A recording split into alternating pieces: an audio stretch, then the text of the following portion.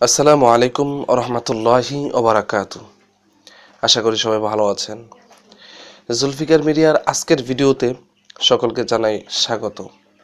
আজকে আলোচনা করব বর্তমান সময়ের আলোচিত একটা মহামারী, সেটা হলো নোভেল করোনা ভাইরাস। আমরা সবাই জানি যে বর্তমানে চীনের একটি শহর যার নাম হলো উইগর, সেখানের মধ্যে এই ভাইরাসটা উৎপত্তি হয়েছে এবং সেই ভাইরাসটা ইতিমধ্যে বিভিন্ন দেশের মধ্যে ছড়িয়ে গেছে। বাংলাদেশের মধ্যে এখনো প্রবেশ করে নাই। বাংলাদেশি যারা সেখানে রয়েছিল তাদের মধ্যে থেকে অনেককে বাংলাদেশে ফিরিয়ে আনা হয়েছে, বাকিদেরকে এখনো ফিরিয়ে আনা হয়নি। তো এই ভাইরাসটা যে কত বড় ক্ষতিকর সেটা হয়তো অনেকেই এ পর্যন্ত জেনে গেছেন। ভাইরাসটা এমন একটা মারাত্মক যে এটা এক সপ্তাহের মধ্যে 3 জনের মধ্যে ছড়িয়ে পড়ে, একজন থেকে, এবং পরের সপ্তাহে সে 3 জন থেকে কিন্তু 9 জনের মধ্যে ছড়িয়ে পড়ছে।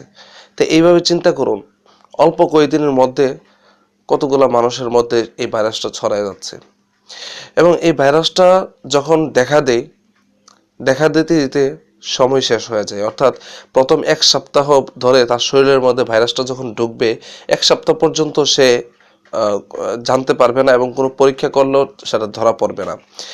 1 সপ্তাহের ভিতরে সে যখন মানুষের সাথে চলাফেরা করছে, তার পরিবারের লোকদের সাথে, আত্মীয় স্বজনদের সাথে বা কলিগদের সাথে, তখন দেখা যাচ্ছে তার মধ্য থেকে, যদিও সেই ভাইরাসটা এখনো ধরা পড়েনি, কিন্তু সেই ভাইরাসটা কিন্তু ইতিমধ্যে তার পার্শ্ববর্তী লোকদের কাছে কিন্তু ছড়িয়ে গেছে। আশেপাশের লোকদের মধ্যে এই ভাইরাসটা ছড়িয়ে যায়। তাহলে চিন্তা করে দেখুন কত বড় ভয়ঙ্কর একটি ভাইরাস। আর এই ভাইরাসটা আসার পরে বর্তমান চীন সরকার যে একটা ব্যবস্থা নিয়েছে, আমরা আজকে অবাক হয়ে যাই যে নবী করিম সাল্লাল্লাহু আলাইহি ওয়াসাল্লাম আজ থেকে 1400 বছর আগেই আমাদেরকে বলে গিয়েছেন যে এইরকম মহামারী ভাইরাস দেখা দিলে আমরা কি করব। বর্তমান সময়ের এই ভাইরাসটা যখন প্রকাশ হলো, তখন চীনের সরকার, তারা জেনে হোক না জেনেই হোক, নবী করিম সাল্লাল্লাহু আলাইহি ওয়াসাল্লাম যে ব্যবস্থার কথা বলে গেছেন, বর্তমানে কিন্তু তারা সেই ব্যবস্থাই গ্রহণ করেছে।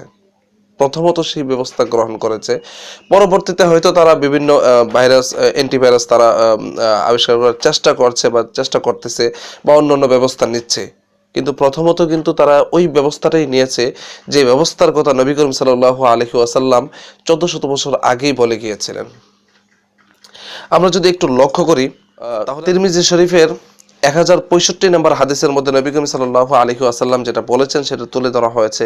নবীজি বলেছেন যে কোনো এলাকার মধ্যে যখন মহামারী দেখা দিবে, তখন তোমরা সেই এলাকা থেকে বের হয়ে চলে এসো না। কারণ বের হয়ে যখন চলে আসবা, তখন ওই এলাকার বাহিরে যারা থাকে তাদের মধ্যে সেই ভাইরাসটা ছড়ায় যাবে। নবীজি বলেছেন তোমরা ওই এলাকা থেকে বের হয়ে চলে এসো না, এবং বাহিরে যারা আছে, অর্থাৎ ওই এলাকার বাহিরে যারা থাকে, তারা যেন ওই এলাকার ভিতরে প্রবেশ না করে। এই কথাটা কিন্তু নবীজি 1400 বছর আগে বলে গেছেন। তবে আনন্দের বিষয়, এখন চীন সরকার সেই ব্যবস্থাটা গ্রহণ করেছে। শুধু তাই নয়, নবী করিম সাল্লাল্লাহু আলাইহি ওয়াসাল্লাম আমাদেরকে কিন্তু সেই মহামারী থেকে বাঁচার উপায়ও বলে গিয়েছেন। অর্থাৎ যে কাজগুলো করলে, একটা দোয়া শিখিয়ে গেছেন, যে দোয়াটা শিখলে বা যে দোয়াটা পাঠ করলে, যে দোয়াটা মাধ্যমে আল্লাহর কাছে আমরা সেই মহামারী থেকে বাঁচার জন্য পানাহ চাবো, আল্লাহ তাআলার কাছে আশ্রয় প্রার্থনা করব। আমি সেই দোয়াটা কিছুক্ষণ পর বলছি।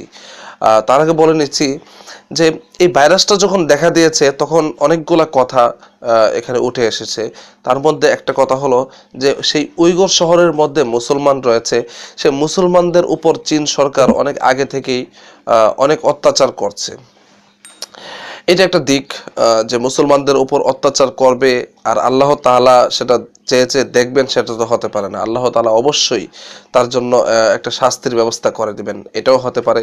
শুধু তাই নয়, তাছাড়া আবার আরেকটা কথা শোনা গেছে যে যেটা হলো যে চীন সরকার নাকি চেয়েছে যে পবিত্র কুরআনুল কারীমের বর্তমান যে ছাপা রয়েছে সেটা নাকি বর্তমান সময়ের সাথে উপযুক্ত না এবং চীনের সাথে উপযুক্ত না।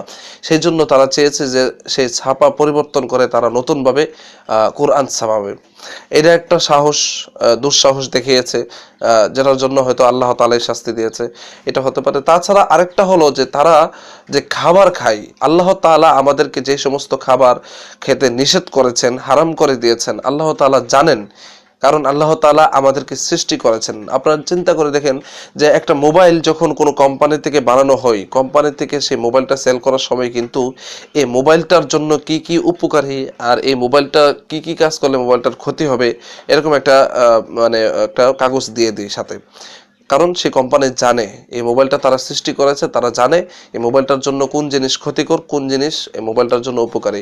ঠিক তেমনিভাবে আল্লাহ তাআলা আমাদেরকে যেহেতু সৃষ্টি করেছেন, আল্লাহ তাআলা জানেন যে আমার কোন জিনিস খেলে আমাদের ক্ষতি হবে, কোন জিনিস খেলে আমাদের ক্ষতি হবে না, সেটা আল্লাহ তাআলা ভালো জানেন। আর এই জন্যই আল্লাহ তাআলা আমাদেরকে কিছু প্রাণী খাওয়ার জন্য হালাল করে দিয়েছেন, আবার কিছু প্রাণী খেতে নিষেধ করে দিয়েছেন। তার মধ্যে ধরুন যেমন রয়েছে কুকুর, শূকর, তাছাড়া রয়েছে মদ, এগুলা খাওয়া যাবে না। তাছাড়া বাদুর বা এই সমস্ত হিংস্র কিছু প্রাণী আছে, শিয়াল, বাঘ, সিংহ, এই সমস্ত কিছু প্রাণী আছে যেগুলো আমাদের জন্য আল্লাহ তাআলা নিষেধ করে দিয়েছেন। চীনের মানুষগুলা সেই খাবারগুলাই বেশি পছন্দ করে, অর্থাৎ তারা বাদুর খায়, শেয়াল খায়, কুকুর, তারপর সাপ, শূকর, এইগুলার খাবারই তারা পছন্দ করে বেশি। আর এই খাবারগুলোর মধ্যে রয়েছে মারাত্মক ক্ষতিকর কিছু বিষয় রয়েছে, এই জন্য আল্লাহ তাআলা আমাদেরকে নিষেধ করেছিল। তো আল্লাহ তাআলা যেই জিনিস নিষেধ করেছে সেই জিনিসটাই তারা গ্রহণ করেছে। হতে পারে এই জন্য আল্লাহ তাআলা শাস্তি দিয়েছেন, অর্থাৎ এই জিনিসগুলো গ্রহণ করার কারণে তাদের মধ্যে সমস্যা দেখা দিয়েছে। আবার একটা আনন্দের বিষয় হলো সেখানের মধ্যে যে স্থানীয় মুসলমান রয়েছে তাদেরকে অত্যাচার করা হচ্ছে অনেকদিন ধরে, সেই মুসলমানদের মধ্যে কিন্তু সেই ভাইরাসটা এত বেশি ছড়ায় নাই। হয়তো গোটা কয়েকজনের মাধ্যমে অন্যদের শরীর থেকে তাদের শরীরের মধ্যে ভাইরাসটা এসেছে, তাদের মধ্যে কিন্তু ভাইরাসটা খুব কম ছড়িয়েছে। তার কারণ মুসলমানরা কিন্তু সেই খাবারগুলা ত্যাগ করে চলে, সেই খাবারগুলা তারা গ্রহণ করে না, এই জন্য হতে পারে। তো মোটামুটি অনেকগুলা দিক রয়েছে, এইগুলোর মধ্যে হতে পারে কোনো একটা, কারণ আমরা তো সরাসরি জাস্টিস করতে পারবো না যে এই সমস্যার কারণে তারা এই সমস্যার সম্মুখীন হয়েছে, এটা আল্লাহ তাআলা ভালো জানেন। তবে ডাক্তাররা তারা চেষ্টা করছে যে কিভাবে এই সমস্যাটা হয়েছে এবং কেন হয়েছে, এটা তারা গবেষণা করে দেখছে। তো এই ভাইরাসটা থেকে আমরা বাঁচার জন্য আর কয়েকটা দিক রয়েছে, যেমন আমরা আমাদের পরিষ্কার পরিচ্ছন্নতা থাকতে হবে, যথাসম্ভব যখন জ্বর, ঠান্ডা, কাশি হবে আমরা ওষুধ সেবন করতে হবে। তাছাড়া আরেকটা কথা বলা হয়েছে, সেটা হলো কোনো পশুর কাঁচা মাংসর যে ঘ্রাণ, ওই ঘ্রাণটা যেন না নেওয়া হয়, কারণ ওই ঘ্রাণটার মধ্যে ওই ভাইরাসটা থাকার সম্ভাবনা রয়েছে। অনেকগুলো দিক রয়েছে। তো চলুন সেই দোয়াটা সম্পর্কে একটু জেনে আসি, যে দোয়াটা নবী করিম সাল্লাল্লাহু আলাইহি ওয়াসাল্লাম 1400 বছর আগেই আমাদেরকে বলে গিয়েছিলেন। সেই দোয়াটা বর্ণিত হয়েছে আবু দাউদ শরীফের 1554 নম্বর হাদিস। এই হাদিসটার মধ্যে এই দোয়াটা বর্ণনা করা হয়েছে। সেই দোয়াটা হলো নবী করিম সাল্লাল্লাহু আলাইহি ওয়াসাল্লাম বলেছেন যে আল্লাহুম্মা ইন্নী আউযু বিকা মিনাল বারজি ওয়াল জুনুনি ওয়াল জুজামি ওয়া মিন সাইয়্যিল আসকাম। আপনারা দোয়াটা ভালো করে দেখে নেন, আমি স্ক্রিনে দিয়ে দিচ্ছি, আপনারা ভালো করে দোয়াটা শিখে নেন। আমি একটু সহজভাবে বলছি যাতে আপনারা শিখতে পারেন। আল্লাহুম্মা ইন্নী আউযু বিকা মিনাল বারজি ওয়াল জুনুনি ওয়াল জুজামি ওয়া মিন সাইয়্যিল আসকাম। আপনারা এই দোয়াটা শিখে নেবেন। আমি এই দোয়াটার অর্থটা একটু বলে দিচ্ছি, তাহলে আপনারা বুঝতে পারবেন যে দোয়াটা আসলে কতটুকু কার্যকর হতে পারে। দোয়াটা অর্থটা খুব সুন্দর দোয়ার। চলুন দোয়াটা দেখে নেই। এখানে দোয়াটা হলো যে আমরা আল্লাহর কাছে দোয়া করতেছি, ইয়া আল্লাহ, আমি অর্থাৎ মানে কুষ্ঠ রোগ হতে, পাগলামি হতে, খুজলি পচরা হতে এবং ঘৃণ্য রোগ হতে পরিত্রাণ পাওয়ার জন্য তোমার নিকট আশ্রয় প্রার্থনা করছি। তো চিন্তা করুন, দোয়ার অর্থটাও কিন্তু সুন্দর। আমরা আল্লাহ তাআলা আরবি ভাষাকে খুব পছন্দ করেন, আর সেই আরবি ভাষার মাধ্যমে যখন আমরা আল্লাহ তাআলার কাছে সেই রোগ হইতে, মহামারী থেকে বাঁচার জন্য দোয়া করব, আল্লাহ তাআলা আমাদের দোয়াটা কবুল করে নিতে পারেন।